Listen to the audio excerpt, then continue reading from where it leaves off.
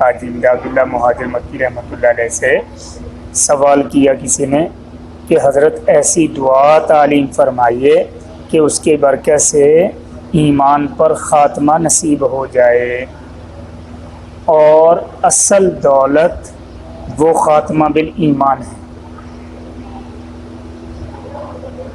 بعض دفعہ انسان ساری زندگی اللہ کی نافرمانی میں گزارتا ہے،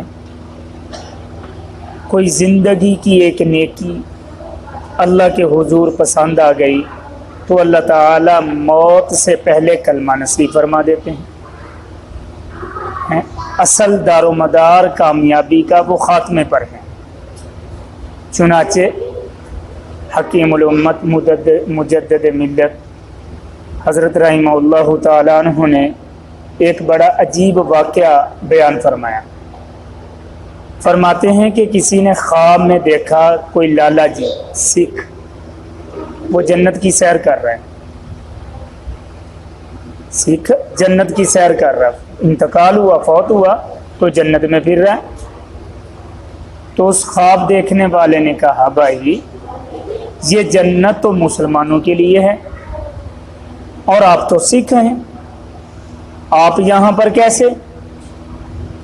تو وہ لالا جی فرمانے لگے، کہنے لگے کہ اصل میں جب میری موت کا وقت قریب آیا تو اللہ نے میری زبان پر کلمہ طیبہ جاری فرما دیا، میرے دل میں ایمان ڈال دیا، میں مسلمان ہو گیا، تو میں مسلمان ہو کے دنیا سے رخصت ہوا ہوں، میرا خاتمہ ایمان پر ہوا ہے۔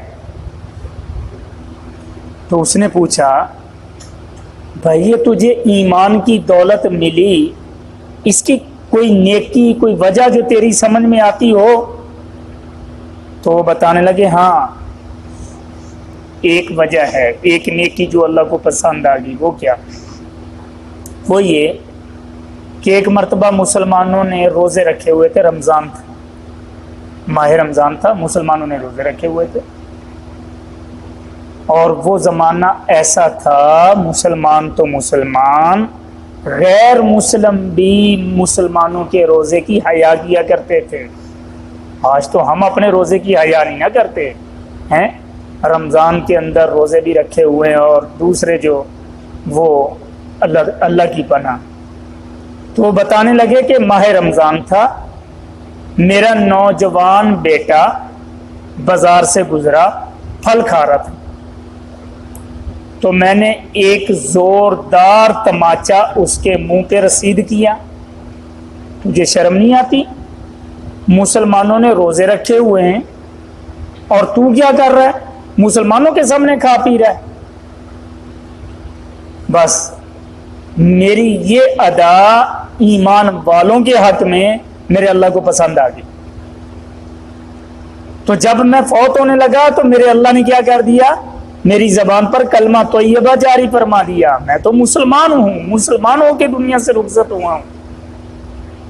تو معلوم یہ ہوا میرے بھائیو، اصل دولت وہ کون سی ہے؟ خاتمہ بالایمان کی ہے۔